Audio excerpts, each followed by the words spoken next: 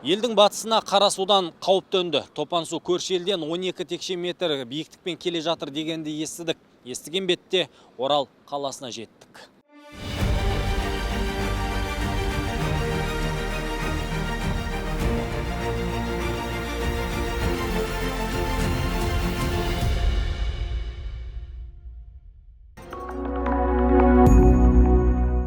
Қазақстанға қарай үлкен көлемдегі су ағыны Ресейдің Орск қаласы жағынан келіп жатыр. Орск қаласы теңіз деңгейінен 220 метр, Орынбор 107 метр, ал Орал қаласы болса тіпті 35 метр биіктікке орналасқан екен. Міне енді осындай биіктіктен аққан судың қандай жылдамдықпен төмен құлдилап ағатынын өздеріңіз де бағалай беріңіздер. Орынбордан Оралға келетін суға әрине біздің аумақта тосқауыл болар гидробекеттер бұрыннан бар.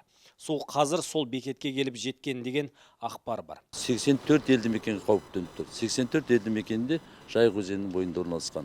Біз бірінші күннен бастап қазір мемлекет басшысының тапсырмасына сәйкес және үкіметтің үлкен қолдауымен осы қауіпті 84 елді мекен мен Орал қаласының жаңағы суды қауіпсіз мақсатта өткізуге қатысты бізге қазір күш құралдар қосымша жіберді. Президенттің өзі жер-жерді аралап су басқан халыққа демеу болып жүр. Үкімет басшысы Олжас Бектеновтің өзі Оралдың жайын естіп, бұл өңірге 2 рет келіп жағдайды көзбен көріп қайтыпты.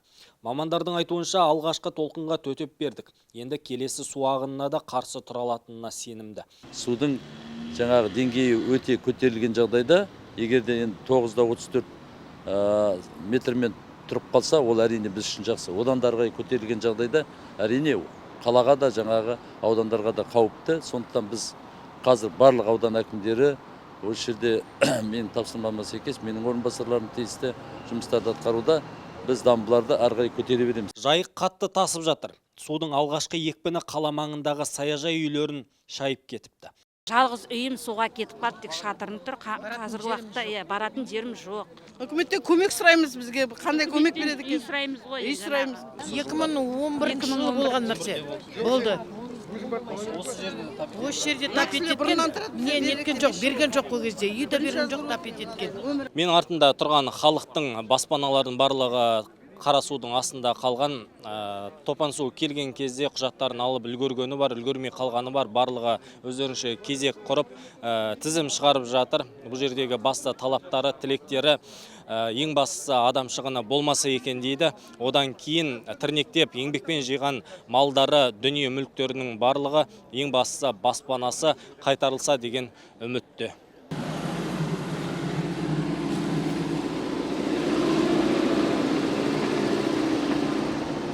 Аумақтағы тұрғындардың бір бөлігі бекеттер орнатып, қара сумен күресіп жанталасып жатыр. Жергілікті әкімдік 2 күннен кейін ғана арнайы техникаларды жіберді дейді тұрғындар. Осыдан 1-2 күн бұрын осы жерге су келген кезде мына жердегі, мына беттегі халықтардың барлығы ұйымшылдығын көрсетіп, осындай техникаларды өздері жалға алып, осындай қаптардың барлығын өздері сатып алып жұмыс атқарған. Одан бөлек белгілі кәсіпкерлер де құрал жабдық сатып алуға көмектесіп, техникаларын жіберіпті. Олар суда қалған адамдар мен үй жануарларын қауіпсіз аймаққа көшіруге жан-жақтан демеу болып қол ұшын беріп жатыр. Қайғыдан қаржы жасағысы келген жауапсыз жандар да табылыпты. Су басқан үйлеріне жеткізу үшін кей азаматтар мынадай қайықтарды жалға беріп келген. Ақыға үйіңізге жеткізіп, қайтып әкеліп береміз деп те тиын тебен жасағандар болыпты. Одан бөлек жергілікті тұрғындардың айтуынша кейде өтірік байбалам салып, адамдарды үрейлендіріп, кейін оны видеоға таспалап жүргендер де шыққан. Әртүрлі фейк ақпараттар бар. Менің атымнан таратып жатқан ақпараттар да бар, жалған. Сондықтан да тағы да айтамын, ресми тек қана ақпараттарға сену. Осы саяжайдың тұрғындары 3 күн бойы күн-түн демей осы жерде қарауылда жүрміз дейді. Қолымыздан келгеніміздің барлығын жасадық. Осы орайда әр өңірден келіп жатқан халықтың қолдауына үлкен алғыстарын білдіріп жатыр. Қыстап тұратын 200-дей бар. Летниктар менен 300-350 болу керек. Бәрі тіпті нанға дейін сұрап алатын халықта болады. Жоқшылық шындығына келгенде бәрін түсініп, даже коляскеде отырған баламның өзі сол жазып беріп отыр. Мен бұл халықты, осы жерде халықтың жағдайын түсінсе екен деп ойлаймын. Эвапунктке барасыңдар деп солай айтылды. Енді жаңағы суға кетіп қалғандарды комиссия шығарып, майдың 5-інде түгел қараймыз деп жатыр. Сөз соңында мамандар алдағы 10 күнде тақымды қысып барлық жағдайға дайын отыру керек дейді. Өйткені шамамен 1-2 күнде судың қатты нөпірі келеді деп күтілуде. Әсіресе Жайық өзені жұртты біраз әбігерге салуы мүмкін. Ресей жақтан келетін Жайық 12 метрге дейінгі биіктікпен келе жатыр екен. Оралға келем дегенше тасқынның ағыны басылып, жылдамдығы бәсеңдей ме деген сауалдарға мамандар тек 5% ғана төмендейді дегенді айтады. Бұл көңіл көншітпейтін болжамның қаншалықты қауіпті әрі салдарының қандай болатынын ойлап, алдын ала сақадай сай отыру керек. Өйткені бұл биіктікпен су енетін болса, Жайықты бойлай орналасқан 84 елді мекенді су астында қалады деген қауіп бар. Ол аймақта шамамен 95 мыңға жуық азамат тұрып жатыр. Қазір енді әкімшіліктің есептеуі бойынша 2900-ден астам саяжай үйді су басқан санау бойынша. Басым халықтың бөлігі өздері эвакуацияланып кеткен. 13.732 адам дәл қазір эвакуацияланды. Жалпы саны 17 эвакуациялық пункт жұмыс жасап жатыр. Басты мына Жайық өзенінің жағасында орналасқан айшылық секторлар өте қауіпті деңгейде тұр. Осы секторлардан қазір адамдар эвакуацияланып жатыр. Ең қауіпті аймақ ретінде Атырау Құлсары тұр. Өйткені ол аймақ теңіз деңгейінен 18-20 метр төменде орналасқан екен.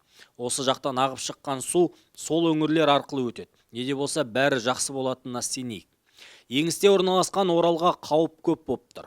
Төтеншеліктер тынбай неше күннен бері қызмет етіп жатыр. Одан қалды еріктілер де жұмылдырылып, жергілікті халықпен бірге биіктегі мынадай бөгеттер жасалған. Қазір осы өңірде барлығы 1500 техника жұмылдырылды. 6000-нің үстінде адам жұмыс жасап жатыр. Олардың барлығын тамағы, оларға жаңа жататын орындар, эвакуациялық пункттағы жаңа біздің эвакуациялық пунктқа шығарған адамдардың жаңағы мәселесі, осының барлығын бақылауда ұстап отырмыз, және оның барлығына да гуманитарлық көмектер келіп жатыр облысқа. Немесе жаңа волонтерлар арқылы басқа да жаңа ресторан, кафе, біздің жаңа мейрамханалардың басшылары да көмекке келіп, осындай үлкен көмектер жасап жатыр. Дегенмен Жайықтың деңгейі әлі де басылар емес. Кешегі түннің өзінде де өзен арнасындағы су деңгейі әжептәуір көтерілген. Орал өңірінде 27 наурыздан бастап төтенше режимі жарияланды. Қала әкімі қауіпті дер кезінде байқап, 1 сәуірден қауіптің алдын алуға, сақтануға шақырған. Орал қаласында қазір қоғам белсендісі дейсіз, блогерлар, әртістердің барлығы дерлік осында жүр. Олармен де тілдесіп, біріккен жұмысты көрсететін боламыз. Ең бастысы халықты үрейлендірмей, шынайы ақпарат тарату міндетті. Өйткені судың негізгі толқыны бүгін ертең болады деп күтілуде. Ақпардың шығарылымын өткізіп алмаңыздар. Ертең тікелей эфирде жолыққанша ел аман, жұрт тыныш болсын. Сіздермен болған Уатхан Біләл, Ринат Бөлекбаев, арнайы ақпар шығарылымы үшін.